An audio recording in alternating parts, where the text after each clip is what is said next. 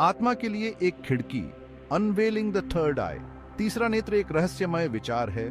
इसने सदियों से मानवता को आकर्षित किया है। इसे अक्सर भौहों के बीच माथे पर एक आंख के रूप में दर्शाया जाता है। यह कोई भौतिक आंख नहीं है, यह एक आध्यात्मिक द्वार का प्रतिनिधित्व करता है। यह द्वार चेतना के गहरे लोकों तक पहुंचता है। तीसरा नेत्र अंतर्ज्ञान और अंतर्दृष्टि से जुड़ा है। यह हमें भौतिक दुनिया से परे देखने की अनुमति देता है। हम छिपे हुए ज्ञान और बुद्धि तक पहुंच सकते हैं। यह अवधारणा कई संस्कृतियों में पाई जाती है। इसे अलग अलग नामों से जाना जाता है, लेकिन इसका सार वही रहता है। तीसरा नेत्र केवल एक रहस्यमय विचार नहीं है, यह एक शक्तिशाली उपकरण है। हम इसका उपयोग अपनी पूरी क्षमता को अनलॉक करने के लिए कर सकते हैं। इस यात्रा के लिए समर्पण और अभ्यास की आवश्यकता होती है। यह एक अधिक पूर्ण और प्रबुद्ध जीवन की ओर ले जाता है।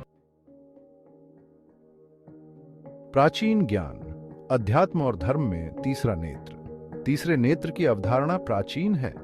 यह कई आध्यात्मिक परंपराओं में दिखाई देता है। हिंदू धर्म में इसे आज्ञा चक्र के रूप में जाना जाता है। यह छठा चक्र है जो भौहों के बिंदु पर स्थित होता है। यह अंतर्ज्ञान, ज्ञान और आध्यात्मिक दृष्टि से जुड़ा है। बौद्ध धर्म भी तीसरे नेत्र को मान्यता देता है। वे इसे ज्ञान की आंख कहते हैं। यह वास्तविकता को वैसे ही देखने की क्षमता का प्रतिनिधित्व करता है जैसे वह है। यह हमें अज्ञान और भ्रम को दूर करने में मदद करता है। प्राचीन मिस्र के लोग तीसरे नेत्र को होरस की आंख से जोड़ते थे। होरस की आंख सुरक्षा, उपचार और शाही शक्ति का प्रतीक है। ये विविध परंपराएं हमें कुछ महत्वपूर्ण दिखाती हैं।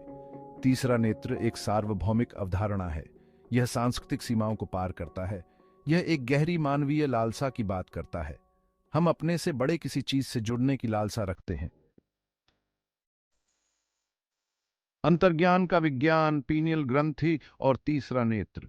आधुनिक विज्ञान तीसरे नेत्र पर एक आकर्षक दृष्टिकोण प्रस्तुत करता है। कुछ शोधकर्ताओं का मानना है कि यह पीनियल ग्रंथि से जुड़ा है।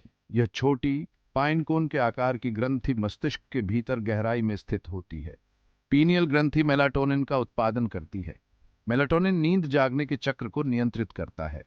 यह शरीर के अन्य महत्वपूर्ण कार्यों में भी भूमिका निभाता है। कुछ अध्ययनों से पता चलता है कि पीनियल ग्रंथि अन्य पदार्थों का उत्पादन कर सकती है।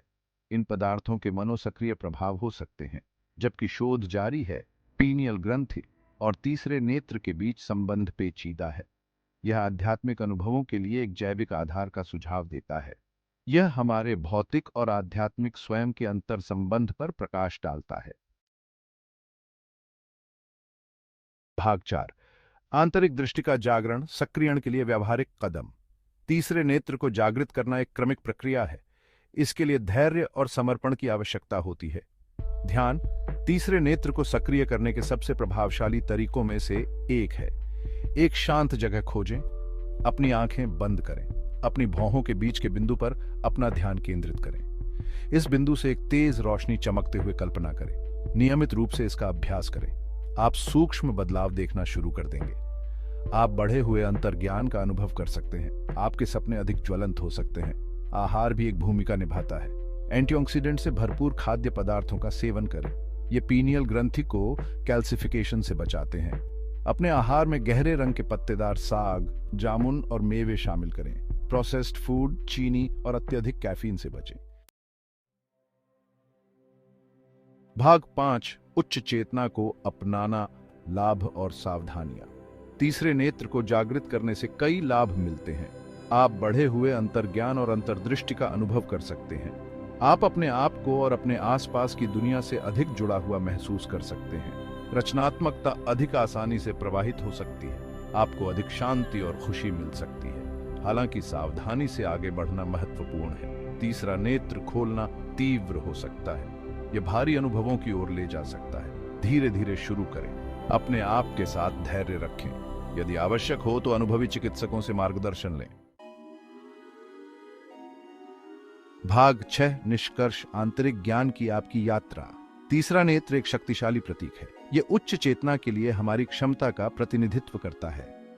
यह आत्म खोज और आध्यात्मिक जागृति की यात्रा है। यह एक ऐसी यात्रा है जिसके लिए साहस, प्रतिबद्धता और एक खुले दिमाग की आवश्यकता होती है। प्राचीन परंपराओं के ज्ञान को अपनाएं, आधुनिक विज्ञान की अंतर्दृष्टि का अन्वेषण करें।